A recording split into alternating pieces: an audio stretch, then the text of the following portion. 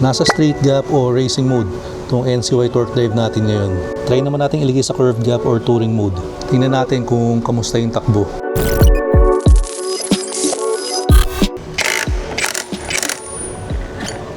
Ito na guys yung itsura ng NCY drive face natin. More than 2 weeks na rin yata mula nung kinabit ko to. Malinis pa rin no?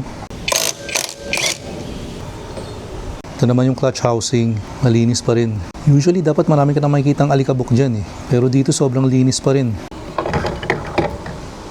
Ito naman guys yung pulley natin. Tanggalin natin tong backplate muna.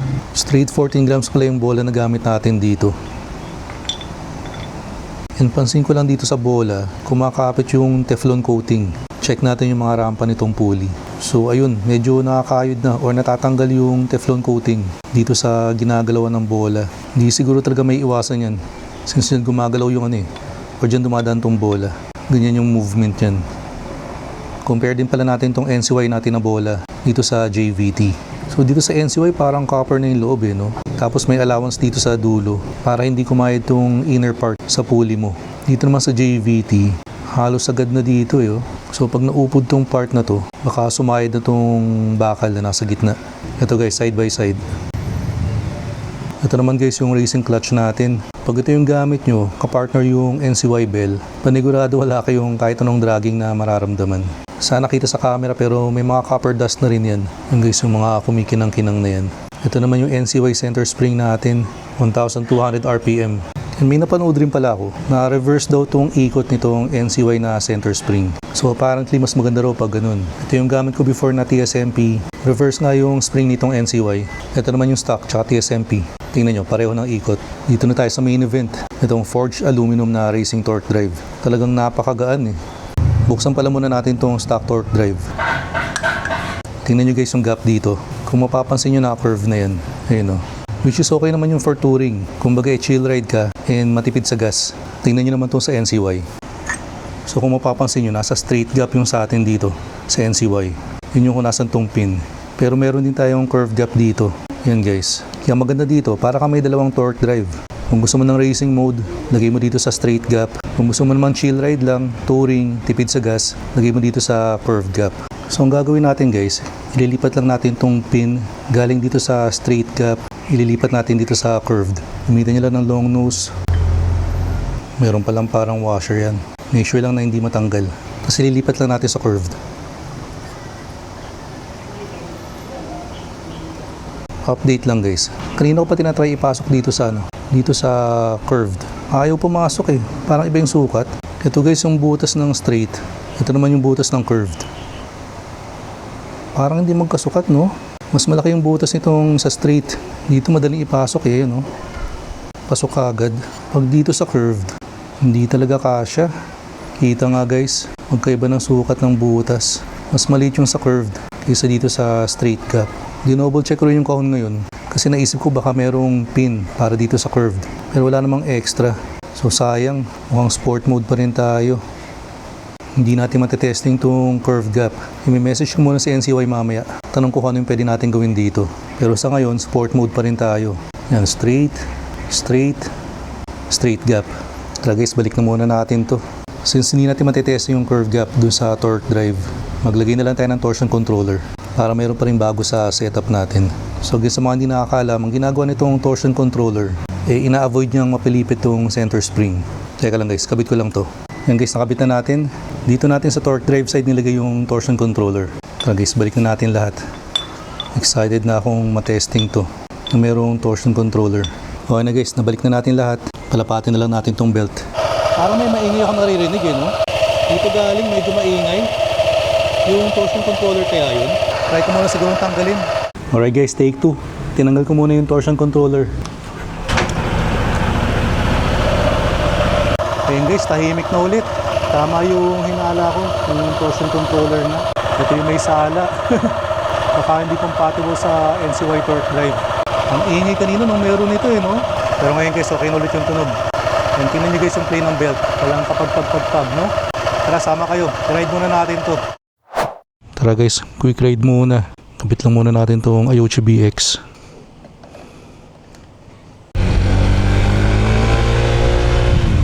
Tara guys, samahan nyo rin pala ako ngayon sa DC Moto Wolf. May papakabit akong bagong signal light. Ang ganda rin ng bago nating side mirror, no? Yan yung Street King na V9. So ito na yung latest version. So alam mo sa 9 versions, talagang napaganda na nila to. Fully adjustable yan. Yung tingin ko bagay kahit anong concept ng motor mo eh. Kung trip mo to, lagay ko na lang yung link dito sa video. Naku, Biyernes nga pala ngayon. Traffic dito sa Sukat Road. Mamaya ko na pala papakita yung signal light na ikakabit natin. Ibang style naman. Kilala nyo naman mabilis manawa sa mga kinakabit sa motor. Magtingin-tingin na rin tayo dun sa DC Moto Wolf. Window shopping tayo. Pero sana nga window shopping lang. Kadalasan yung tingin-tingin na yan scam. Gano'n natin dito. Mula nung kinabit ko itong pro fender natin na suspension, parang gustong-gusto ko nang dinadaan sa lubak ng sa ADV. Sarap ng pakiramdam eh. Ayun, daan natin. Ayan napaka-firm ng suspension kasi nga nakatono sa bigat ko. Pero ang ganda ng laro. Walang tag-tag. Tingin ko na tono talaga ng maganda yung compression tsaka rebound.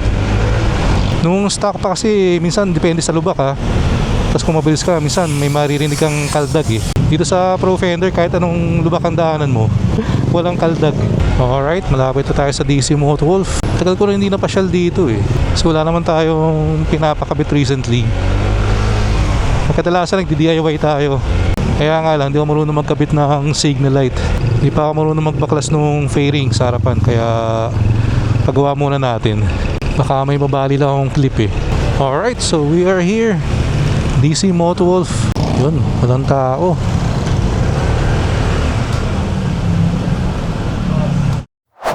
Alright guys, nakabit na yung bago nating signal light. Mas maliit pa rin kaysa sa stock, pero mas malaki na ito doon sa huling gamit natin. Para lang stock na pinalit ng konti And mas malakas na rin yung buga nito. Pakita ko sa inyo. Yan guys kitang kita yan kahit daytime. So lakas na ng forma pero very functional pa rin. Ito yung huling gamit natin, yung turtle shell type na smoked. Tapos ito na ngayon yung bago. So sa mga may gusto rin ng ganito, ililink ko na lang dito sa video. Kaya teka, pasyal ko kayo mabilis dito sa DC Moto Wolf. Daanan ko na lang lahat. Baka makita nyo yung hinahanap nyo. May mga crash bar dito, crash guard. Kompleto rin sila sa Senlo dito na MDL. Tara, pasok tayo. Merong muffler dito. Mga windshield, face enhancer, radiator cover. Meron din sila ng footboard matting.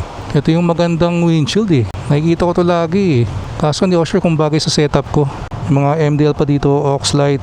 Meron ding shocks dito So kung ano man yung kailangan nyo para sa scooter nyo, lalo na kung ADV yan, panigurado makikita nyo yan dito sa DC Moto Wolf. And shoutout din pala sa NCY para sa panggilid natin. Sirs, salamat. Sir Ren, salamat. So guys, ang tingin nyo dun sa bago nating signal light, mas okay ba kaysa dun sa huling gamit natin? Malakas din naman yung buga nung turtle shell na signal light natin. Kahit smoke pa yun, okay pa rin yung buga eh. Mas malakas na ng konti sa tingin ko tong kinabit nating bago. Kasi clear na to. And tingin ko pwede rin sa likod yan eh. So baka bumili pa ako ng isang pares para yung sa likod na signal light, ganyan din yung ilagay natin. Hey guys, going back pala dun sa dun sa NCY na torque drive. Baka may nanonood ngayon na ganun din ang gamit. Paano ba ilipat yung pin sa sa curve gap? Nung una iniisip ko lang baka may mali akong ginagawa eh. Kaso nung talagang tinignan ko yung butas, hindi magkaiba ng sukat eh. Maliit yung sa yung sa curve gap. So ibang pin yung malalagay mo dun. So sayang lang kasi yung gusto ko talagang matesting sana today. Pati yung torsion controller maingay nung nilagyan ko. Gawin ko pala next time, pag ibabalik ko yung torsion controller, ilalagay ko sa sa clutch side. Sarap ng takbo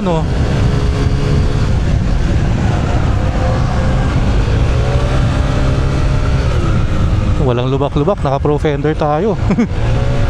Kasi yung tunog kanina nung in-start ko na mayroong torsion controller, parang dun sa sa torque drive side nang gagaling. Kaya naisip ko nga rin kagad din yung dahil sa torsion controller. Kasi ilan naman yung kinabit natin bago eh. Ayun, pagtanggal natin, back to normal na rin yung tunog. Pagdating pala sa gas consumption itong NCY setup natin, nag-reset kasi ako ng ng fuel consumption nung huling full tank natin. So naka 18 kilometers na tayo ngayon. Nasa 26.5 kilometers per liter. So medyo matakaw sa gas. Pero again, keep in mind, ano tayo? Purely city riding. And panay piga tayo. Sarap ng arangkada nitong NCUP. Mas gusto ko na kasing malakas sa gas pero malaki yung ngiti ko. Kaysa naman sobrang tipid nga sa gas, malungkot naman ako. O kaya boring dalhin yung motor. Pero malakas lang ang loob kong sabihin yun kasi nga hindi ko naman araw-araw ginagamit to sa ADV. Pero kung pinang-daily ko to, panigurado magreklamo ako sa gas consumption. O pala guys, 6:20 na. Padilim na pero napakalino pa rin ito itong camera, yung kuha ng Ayuchi BX natin. Tingnan nyo. So quick logging lang pala sa mga interesado dito. Kasi hanggang July 15 na lang yung 25% discount natin. Actually na-extend na nga yun kasi hanggang June 30 lang dapat. So may rear camera na yan, may Apple CarPlay, Android Auto. Kaya pwede kang mag-Waze, mag-Google Maps. Hindi mo na kailangan maglabas ng phone. May TPMS na rin yan. Kaya alam mo at all times yung pressure ng gulong mo. Pero ako madalas naka-rear camera lang ako. Gusto ko kasing kita ko ng buo yung likod ko lagi. And guys, baka pala mayroon pang hindi nakasubscribe sa inyo. Pa-click na lang ng subscribe button below and like and share the video. And kung trip nyo yung mga ganitong klaseng content, click nyo na rin yung bell icon para ma-notify kayo tuwing may bago tayong upload. Pero doon sa mga nanood ditong video na to na ini-expect na makita sana yung performance ng NCY Torque Drive na naka-touring mode, pasensya na, hindi natin nagawa. Pero may message ko muna si NCY, tatanong ko nga kung paano. Tapos pag na-figure out na natin, gawa na lang ulit tayo ng ibang video para dun. Pero maraming salamat guys sa mga sumama sa pasyal natin today, sa Panggilid Kalikot. Kita-kita sa next video. Ingat kayo lahat palagi, always ride safe. Peace out.